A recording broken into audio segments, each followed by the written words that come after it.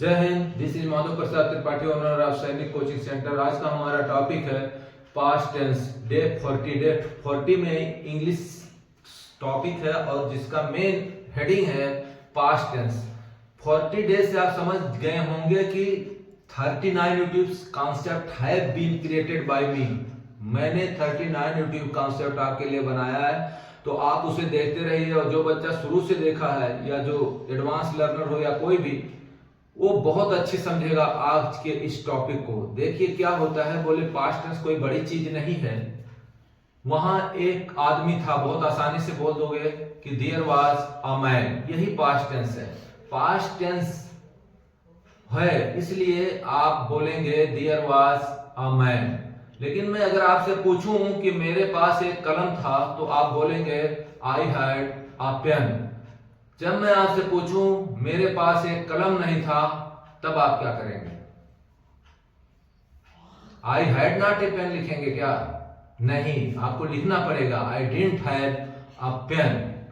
अब आप समझ सकते हैं कि ये पास्ट टेंस क्या है। तो इतने डिटेल में समझना है अगर, तो स्लाइड्स के जरिए आपको समझाएंगे और वीडियो के अंत तक बने रहिएगा। लाइक, शेयर और सब्सक्राइब जरूर करिएगा, क्योंकि इस दुनिया में एक भी ऐसा आदमी नहीं है जिसे टेंस ना आए और वो इंग्लिश बोल दे। You can't speak English if you are unaware about the tenses. तो टेंस आपको आना चाहिए। फॉरेन में भी इंग्लिश बोलते हैं, लेकिन जिसकी टेंसेस क्लियर नहीं है वो क्या करते हैं, वही हाल है कि यहाँ भी लोग हिंदी बोलते हैं लेकिन वो लिख नहीं सकते, because they don't know grammar. तो चलिए बिना टाइम वेस्ट किए शुरू करते हैं पास्ट टेंस डे 40। जैसा आप देख पा रहे हैं English day 40 past tense. Video के अंत तक बने रहिए। मैं फिर एक बार आपको रिवीजन करा रहा हूं कि आप जरूर वीडियो के अंत तक बने रहिए। English day 40 past tense. Affirmative sentence जानने से पहले हम पहचान जान लें था, थे, थी। किसी भी टेंस को पहचानना बहुत जरूरी है। जब तक आप पहचानेंगे नहीं तब तक आप कुछ नहीं कर सकते। अफर्मेटिव सेंटेंस में क्या करना है आपको, सब्जेक्ट्स वाज अब्लिक वर, इसके बाद प्लस ऑब्जेक्ट। अब ये भाई मैं पढ़ूं अगर, तो इससे कुछ नहीं मिलने वाला आपको। आप पहले ये देखिए कि ये जो फार्मूला है अफर्मेटिव के हैं, negative, interrogative, interrogative and negative के हैं, स्पेशल केस के हैं। इनको हम जो है आपको बताएंगे कि ये जो सेंटेंस है इसको बनाते हुए इसका प्रयोग कैसे करना है। और वीडियो के अगर आप अंत तक बने रहे तो स्लाइड शो के जरिए या 5 के जरिए फुल स्क्रीन पर मैं सब कुछ दिखाऊंगा, जिससे आप समझेंगे और स्क्रीनशॉट लेने का भी चांस आपको फुल दिया जाएगा। तो चलिए ट्रांसलेशन करते हैं। पास्ट टेंस पहचान बता दिया था थी। यहाँ देखिए अफर्मेटिव और निगेटिव सेंटेंस है। वहाँ एक पंछी था, वहाँ एक पंछी था, यानी पंछी मतलब चिड़िया। वहाँ एक पंछी था, तो क्या लिखोगे, देयर वॉज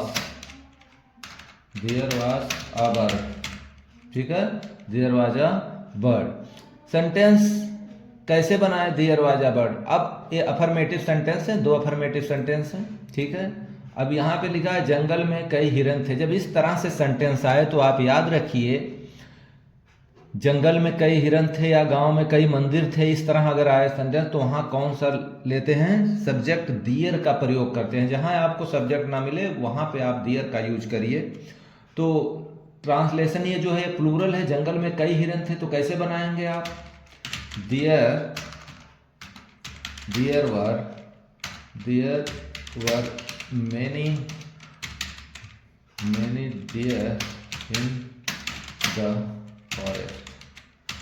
ठीक है, देयर वर मैनी डियर मैंने लिखा। आपको याद होगा जब भी आप प्लूरल सेंटेंस बनाते हैं, पास्ट इंडेफिनिट भी पढ़े होंगे अगर मेरा कॉन्सेप्ट देखे होंगे, जब हम प्लूरल सेंटेंसेस बनाते हैं तो जो सब्जेक्ट होता है यहाँ पे या ऑब्जेक्ट होता है जिसमें जो प्लूरल होता है, जैसे बहुत से फूल हैं, बहुत से हिरन हैं, बहुत से शेर हैं, तो उसमें यस जोड़ते हैं। लेकिन याद रखिए कि डियर में यस या यस का प्रयोग आप नहीं करेंगे। डियर, ठीक है, ये सिंगुलर नाउन है जिसमें आप यस या यस कुछ भी नहीं जोड़ेंगे। तो चाहे वो एक हिरन हो चाहे बहुत सारे हों, आप डियर ही लिखेंगे, DEER। नेक्स्ट, जमीन पर कुछ गुलदस्ते नहीं थे।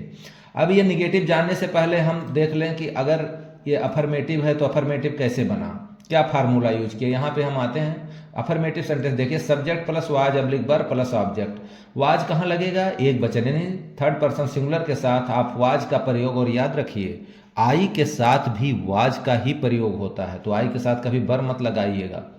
जो प्रेजेंट इंडेफिनिट पढ़े हैं वो क्या उनके दिमाग में ये रहता है आई बी दे के साथ वहाँ पे, ठीक है, यूज किया जाता है। तो इसलिए ये तो पास्ट है, हम प्रेजेंट की बात नहीं कर रहे हैं। तो पास्ट में आप third person singular he, she, it, ठीक है, प्लस आई के साथ वाज का प्रयोग करेंगे, वर का प्रयोग करेंगे आप प्लूरल के साथ, साथ में यू, बी और दे के साथ। अब आप समझ गए होंगे। अब इससे हम सेंटेंस कैसे बनाए देखिए जल्दी से। दियर वाज, यानी सब्जेक्ट मेरा फर्स्ट में आ गया, इसके बाद एक वचन था इसलिए वाज लगाया, इसके बाद जो ऑब्जेक्ट है अबर्ड, अबर्ड हमने लिख दिया। ये है प्लूरल। जंगल में कई हिरन थे, दियर वर मेनी, ये बस इस पे भी फार्मूला आपको यही लगाना है। प्लूरल है इसलिए वर लगा दिए, सब्जेक्ट लगाया था दियर और दियर के साथ वर, क्योंकि हिरन कई थे तो दियर वर। तो आप समझ गए होंगे कि अफर्मेटिव सेंटेंस कैसे बनाए जाते हैं। आइए निगेटिव सेंटेंस। अब आप सोच रहे होंगे बहुत ईजी है, वीडियो के अंत तक बने रहिए, आपको भी सीखने के लिए जरूर मिलेगा। जमीन पर कुछ गुलदस्ते नहीं थे, अब इसको कैसे बनाएंगे निगेटिव सेंटेंस, ठीक है, बना लेते हैं। इसके बाद हम आपको दिखाते हैं फार्मूला कैसे लगाया गया। तो लिखेंगे देयर वर नॉट सम गुलदस्ते, BOU,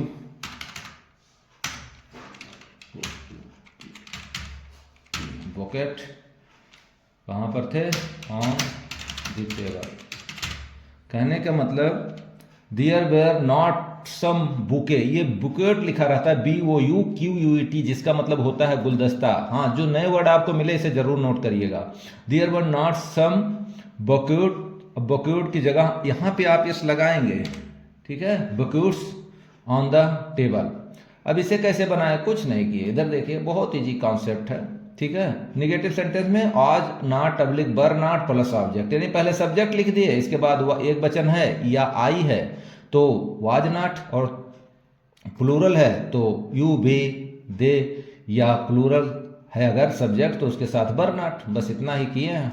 अब इसमें ये फर्श पर एक भी सिक्का नहीं था, ठीक है। यहाँ हम निगेटिव बनाएंगे कि फर्श पर एक भी सिक्का नहीं था, इसमें कंजक्शन का भी यूज किया गया है, प्रेपोजिशन का भी यूज है। तो प्रेपोजिशन बहुत टफ चीज होती है, खाली देखने में ऐसे लगता है बहुत छोटा है। फर्श पर एक भी सिक्का नहीं था, कैसे बनाएंगे? इसे भी दियर से यूज करेंगे। इसमें आप दियर का यूज भी अच्छी तरह सीख जाएंगे, ठीक है। There was not even a coin, कहाँ पे था? फर्श पर, ऑन द फ्लोर, ठीक है। फ्लोर का स्पेलिंग FL लिखिए हमेशा। एक और फ्लोर होता है FLOUR, उसका मतलब आटा होता है, तो कभी गलती मत करिएगा, ठीक है, क्योंकि कॉमन एरर में आते हैं। और होमोफोन्स पढ़ते रहिए। तो इस तरह से हमने निगेटिव बनाया। निगेटिव कैसे बनाया? बस कुछ नहीं किया, वाज के साथ नॉट और वर के साथ नॉट का यूज किया, बस। अफर्मेटिव और निगेटिव उम्मीद करता हूं आप अच्छी तरह समझ गए होंगे। नेक्स्ट टॉपिक पे चलते हैं जो हमारा इंट्रोगेटिव और इंट्रोगेटिव निगेटिव है। लिखा है क्या तुम उस अधिकारी के साथ थे। यहाँ आपको बच्चों को ये परेशान करता है कि यहाँ पे उस लिखा है, उसकी अंग्रेजी क्या लिखेंगे। मैं आपको बता दूं, चाहे इस हो या उस हो, तो इसका दिस और उसका दैट, इनका दीज और उनका दोज। तो क्या तुम उस अधिकारी के साथ थे, क्वेश्चन किया जा रहा है। और तुम है तो मैं बताया यू, बी और दे के साथ वर लगाएंगे। तो कैसे लिखेंगे आप? Were you with that officer, officer means अधिकारी, क्वेश्चन मार्क लगाइए आप, ठीक है। नेक्स्ट है तुम वहां क्यों नहीं थे। तुम वहां, यू है यहाँ पे, तो क्यों भी आ गया, WH फैमिली आ गया, तो कैसे लगाएंगे? Why were you not here. अगर मॉडर्न इंग्लिश में थोड़ा सा और आपको बढ़ा चढ़ा के कहना है तो देयर से पहले आप ओवर का भी यूज कर सकते हो, ठीक है। अब ये इंट्रोगेटिव कैसे बनाएं, आइए फार्मूला दिखाते हैं आपको। इंट्रोगेटिव सेंटेंस के लिए WH फैमिली, इसके बाद वाज वर और सब्जेक्ट, इसके बाद ऑब्जेक्ट। कैसे हम बनाए सबसे पहले, ठीक है, ये देखिए यहाँ पर हमने बनाया सबसे पहले इंट्रोगेटिव में, ठीक है। लिखा है WH फैमिली, उसके बाद वाज वर। वाज वर कहाँ लगाना है मैं 2 से 3 बार आपको बता चुका। वाज एक वचन प्लस आई के साथ और यू भी दे और प्लूरल के साथ वर। तो इसलिए क्या जब भी पहले आए, दुनिया का कोई भी सेंटेंस हो, अगर क्या फर्स्ट में आता है तो आप ज़्यादा से ज़्यादा सहायक क्रिया का ही प्रयोग करते हैं, वाट नहीं लिख सकते आप। वाट तब लिखा जाता है जो WHAT आप जिसे वाट बोलते हो, वो वाट नहीं है, वाट है, ठीक है। तो उसका यूज आप तब करेंगे जब WH फैमिली के तौर पे कि क्या जब बीच में आएगा, ठीक है, क्या जब बीच में आए हिंदी में, तब उसको वाट और इसके बाद सहायक क्रिया। लेकिन यहाँ ऐसा कुछ नहीं, क्या पहले है, इसलिए हमने क्या किया, बर लगा दिया। तो बर के बाद में क्या है, देखिए फार्मूला फिर से देख लीजिए, वाज या बर, बर था, बर कैसे लगाए हम, सब्जेक्ट को देखकर। सब्जेक्ट से पहले हमने बर लगाया, इसके बाद सब्जेक्ट लगाया, इसके बाद ऑब्जेक्ट लगाया, बाकी कुछ नहीं किया है। देखिए सबसे पहले हम ये इंट्रोगेटिव नेगेटिव, सबसे पहले लगाया सहायक क्रिया ऑक्सिलरी बर, बर, इसके बाद सब्जेक्ट यू, और इसके बाद पूरा ऑब्जेक्ट है दैट ऑफिसर विद, तो ये एक प्रेपोजिशन है उसके साथ है, इसलिए विद का प्रयोग कर दिया। उम्मीद करता हूं आप समझ गए होंगे। नेक्स्ट है तुम वहां क्यों नहीं थे।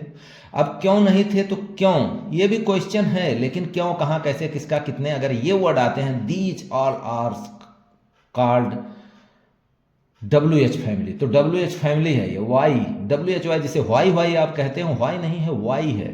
प्रोनाउंसिएशन अगर आपको डाउट है तो आप गूगल में भी सर्च कर सकते हैं, क्योंकि ये सैनिक कोचिंग सेंटर है, यहाँ बिल्कुल एक्यूरेट पढ़ाते हैं हम। Why were you not there, why WH family लगा दिया, इसके बाद में वर का यूज किए, इसके बाद में सब्जेक्ट और नॉट। एक चीज यहाँ पे एक्स्ट्रा लगा है, नॉट। वो क्यों लगा, क्योंकि ये इंट्रोगेटिव के साथ साथ निगेटिव सेंटेंस भी है, और इंट्रोगेटिव और निगेटिव सेंटेंस का ये देखिए फार्मूला, WH के बाद वाज या वर, इसके बाद में सब्जेक्ट, और सब्जेक्ट तुरंत बाद नॉट लगाना है, इसके बाद ऑब्जेक्ट आपको लिख देना है। उम्मीद करता हूं आप अच्छी तरह समझ गए होंगे कि इंट्रोगेटिव निगेटिव सेंटेंस क्या होते हैं, ठीक है। इंट्रोगेटिव नेगेटिव में सिर्फ यही अंतर होता है कि सब्जेक्ट के बाद आप सिर्फ एक्स्ट्रा नॉट लगाते हैं, बस, बाकी सेम है। नेक्स्ट स्पेशल केस, ये भी देखा जाए तो इंट्रोगेटिव और इंट्रोगेटिव नेगेटिव है, लेकिन ये स्पेशल केस है। यहाँ पे ये फार्मूला लागू नहीं होता जो इंट्रोगेटिव और नेगेटिव के साधारण वाक्यों में आप यूज करते हैं।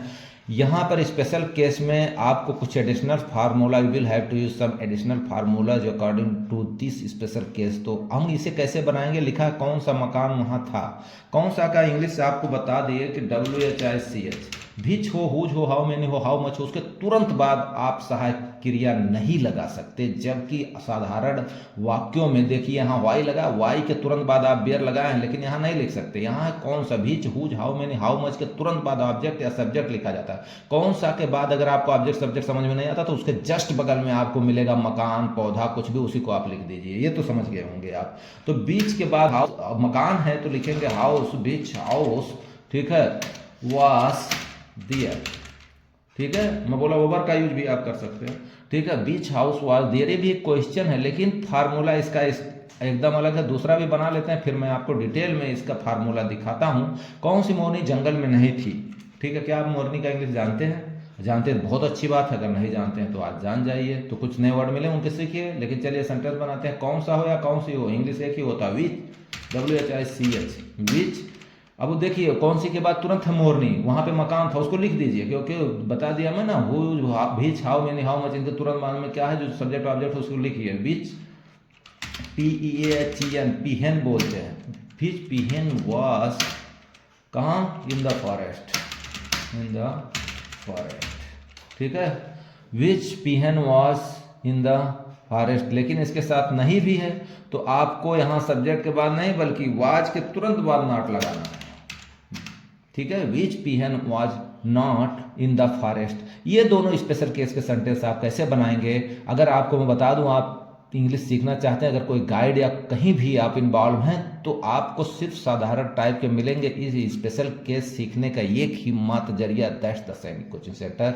तो ये देखिए WH फैमिली इस स्पेशल केस में कैसे यूज किया जाता है। सबसे पहले WH फैमिली, क्यों, किसका, कौन सा, जैसे कौन सा मकान था, उसके बाद ऑब्जेक्ट सब्जेक्ट लिखा है, दोनों में से कुछ भी हो जाता है। अगर कुछ नहीं समझ में आया तो उसके बाद जो कौन सा मकान है या कुछ उसे लिखिए, उसके बाद वाज या बर का यूज आप करेंगे अकॉर्डिंग टू सब्जेक्ट। अगर आपका सब्जेक्ट प्लूरल है तो बर, और सिंगुलर है तो वाज। ये तो मैं पहले भी 4 से 5 बार बता चुका हूँ, ठीक है। इसके बाद ऑब्जेक्ट लगाएंगे, और इंट्रोगेटिव नेगेटिव में वाज WH फैमिली सब्जेक्ट या ऑब्जेक्ट, उसके बाद वाज और वर के तुरंत बाद नॉट लगा के ऑब्जेक्ट बनाएंगे, ऑब्जेक्ट लिखेंगे। ठीक वही काम मैंने यहाँ पे किया है, जो ये 2 सेंटेंस मैंने बनाए हैं। कौन सा के बाद देखिए, सबसे पहले WH फैमिली, इसके बाद ऑब्जेक्ट या सब्जेक्ट, एक वचन था, इसके बाद में वाज और इसके बाद दिया, तो ये इंट्रोगेटिव हो गया। और इंट्रोगेटिव नेगेटिव सेंटेंस में देखिए व्हिच के बाद तुरंत पीहन था उसे लिख दिए। ये भी सिंगुलर था इसलिए वाज नॉट लिखा, प्लूरल होता तो वर नॉट लिख देते, इतनी बड़ी चीज नहीं है, ठीक है। Not in the forest. उम्मीद करता हूं कि आप affirmative, negative, interrogative negative and special case के इंट्रोगेटिव और इंट्रोगेटिव निगेटिव अच्छी तरह सीख गए होंगे।